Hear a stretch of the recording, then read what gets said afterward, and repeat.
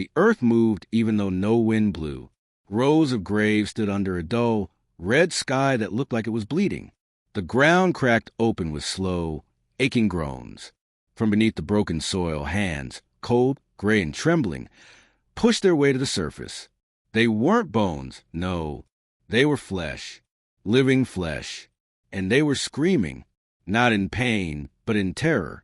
Dozens of people, alive, breathing, terrified, were buried chest-deep in a graveyard. Their mouths gasped for air as they cried out for help, their eyes wild and empty. A girl in a torn yellow hoodie clawed at the dirt around her waist, but the soil clung to her like cement. "Help me! Please! Someone!" she shouted, but her voice was swallowed by the moaning ground. At the edge of the graveyard stood a boy, maybe 16, holding a flashlight that flickered like it was afraid to shine. His name was Caleb. His face was pale, his breathing sharp. He took a step back, then another. The air around him felt thick, heavy with whispers. The smell of wet earth and something rotten. Then one of the buried people turned their head toward him. Slowly, too slowly. Their eyes glowed faintly green. "Caleb," the person said, even though their mouth didn't move. The flashlight fell from Caleb's hand. He tried to run. The ground opened wider. And then everything went dark. Hours earlier, it had been a cool Friday night in the small town of Morrow Creek, the kind of town where everyone knew everyone, and nothing strange ever happened until that week. The local radio station had been talking about mild earthquakes under the old cemetery on Ridgewood Hill. No one paid much attention, except Caleb and his best friend, Mia. Mia was the kind of girl who loved scary stories but didn't believe in them. Caleb, on the other hand, got chills even from Halloween decorations. Still, when Mia dared him to go up to Ridgewood Hill that night, he couldn't say no. "Come on," she said, laughing as she packed a flashlight and 2 bottles of soda. "It'll be fun. We'll check out the graveyard, take a few pictures, maybe spot a ghost." Caleb forced a smile. "Yeah, right, because nothing's as fun like hanging out with dead people." They met after dinner, sneaking out quietly so Caleb's mom wouldn't notice. The night smelled like rain, and the sky was full of heavy clouds. The path to Ridgewood Hill wound through tall grass that brushed against their jeans. When they reached the cemetery gate, the old iron bars creaked like a growl. The sign above it read, "Ridgewood Cemetery, EST 1832. "Creepy," Mia whispered with a grin. "Let's take a quick look and leave," Caleb said, his voice lower than he meant it to be. They walked in, their flashlight beams slicing through fog that hugged the ground. The headstones were crooked, old, covered in moss. Some were broken. Others half sunk into the dirt. The silence was strange. It wasn't quiet like normal quiet. It was waiting. Then Mia stopped. "Do you hear that?" she asked. Caleb froze. He didn't hear anything until he did. It was soft at first, like a heartbeat underground. Then a faint scratching. "Probably a raccoon," he said quickly. But then they both heard it again, closer. A whisper. "Help!" The sound was faint but clear. Mia's flashlight flickered. Caleb's breath caught in his throat. "That came from over there," Mia said, pointing to a cluster of graves under an old oak tree. Caleb hesitated. "Mia, maybe we should go." She was already walking. The earth beneath the oak looked disturbed, the dirt uneven and loose, as if it had been dug up and refilled. A small wooden cross stood in the center, unmarked. Then the ground shifted. "Did you see that?" Mia gasped, stepping back. Caleb nodded slowly. "Yeah, I think we should." Before he could finish, the soil cracked open with a sharp snap. Something moved inside. Both of them stumbled backward as a hand, pale, trembling and covered in dirt, broke through the surface. A second hand followed. And then a face, a living face. A man gasped for air, coughing up soil. His eyes darted around wildly. "Help me! I'm alive!" Mia screamed. Caleb grabbed her arm and pulled her back. But before they could run, another patch of ground split open. Then another. All around them, graves were breaking apart like eggshells. Hands reached out, people gasping, crying, clawing for air. This This can't be real, Caleb said, his voice shaking. The man nearest to them struggled to free himself, but the earth clung to him. His chest rose and fell, but he couldn't move below the waist. His skin looked normal, alive. Mia crouched down, shaking. How are they alive? I don't know, Caleb said. Maybe they were trapped somehow? The man's eyes darted toward them. Please, don't let her. His voice cut off. His mouth froze open. What? Mia shouted. Don't let who? A sound came from the far end of the graveyard, a soft, dragging sound. Someone or something was walking between the rows of graves. Caleb's flashlight caught a glimpse of a long black dress. Toward the bottom, moving slowly. The figure's head was tilted to one side, hair covering her face. She was humming. The buried people began to cry. She's coming, whispered one. Mia grabbed Caleb's hand. We have to go. But when they turned to run, the cemetery gate was gone. In its place was solid stone, as if the wall had grown there. Caleb's flashlight flickered again. The woman's humming grew louder. The living dead, the ones buried alive, started screaming all at once. Then the ground trembled violently, and the flashlight went out. The last thing Caleb saw before the darkness swallowed everything was a woman's pale face lifting toward him, her mouth opening wider and wider. Too wide for a human. For a moment, there was nothing, no sound, no light, no air. Caleb felt like he was falling even though his feet were still on the ground. His chest ached, and his ears rang like someone had struck a bell inside his skull. Then, slowly, the world began to return.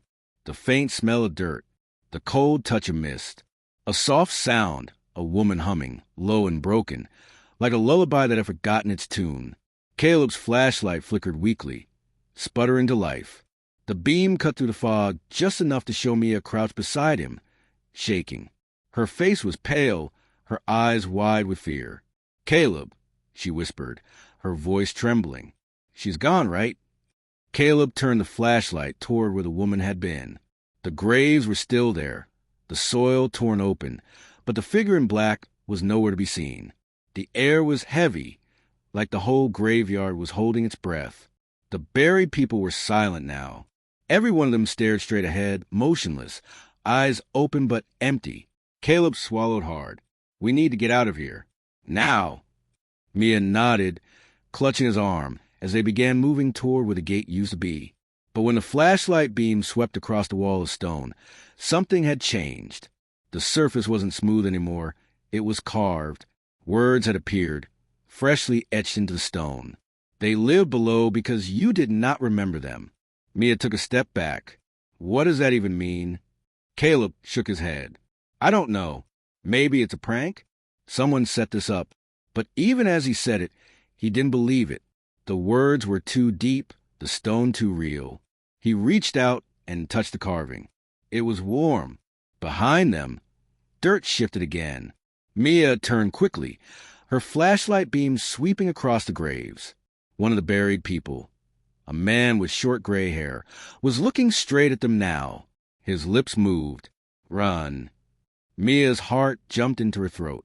Caleb, he spoke. Before Caleb could respond, the humming started again. Louder this time. Closer. The fog rippled as if something unseen was moving through it. Caleb grabbed Mia's hand and pulled her behind one of the larger tombstones. They crouched down, barely breathing. The humming grew clearer. Then, between the rows of graves, the woman appeared again. She moved like a shadow that had forgotten how to be human. Her feet didn't quite touch the ground, and her arms hung loosely by her sides. Her long black hair brushed the tops of the graves as she passed. Caleb could see her face now, clearer than before. It was wrong. Her eyes too large, her mouth too long, her skin stretched too tightly over her bones. Yet she smiled softly, almost kindly, as she glided past the graves. The buried people began to weep. Not scream, just weep. Quiet, hopeless sobs. The woman in black stopped beside one of them, a young woman buried to her shoulders. She reached out a hand and touched the girl's forehead. The crying stopped instantly. The girl's eyes rolled back, and she went still. The woman tilted her head, humming again, before turning slowly in Caleb's direction. Mia squeezed his hand so tightly he could feel her nails digging into his skin. The woman's head twitched. Then she vanished. Gone. The air snapped cold. Where did she? Mia began, but then stopped. A whisper came from right behind them. You should not have come. Caleb spun around, swinging the flashlight. The beam cut through the fog and landed on the woman's face, less than 2 feet away. Her eyes glowed faint green, and she smiled wider, showing teeth that were too sharp. Caleb stumbled back, pulling Mia with him. The flashlight slipped and hit the ground. The woman didn't move closer. Instead, she lifted one long finger and pointed to the graves. Join them, she whispered. The soil at their feet rippled. Mia screamed. The ground began to sink beneath them, the dirt swallowing their shoes. Caleb pulled her hard, trying to move, but it was like the ground had hands, gripping their ankles, pulling them down. Mia, he shouted. She was crying now, kicking, trying to grab a headstone. I can't get out. Caleb looked around frantically. The graves around them were alive, literally alive. The buried people were moving again, reaching out weakly, eyes full of fear. Some were mouthing words he couldn't hear. Then, suddenly, a bright flash cut through the dark, a light like lightning but without thunder. Everything froze. The woman in black turned her head toward the source. At the far end of the graveyard, a faint blue glow rose from the ground.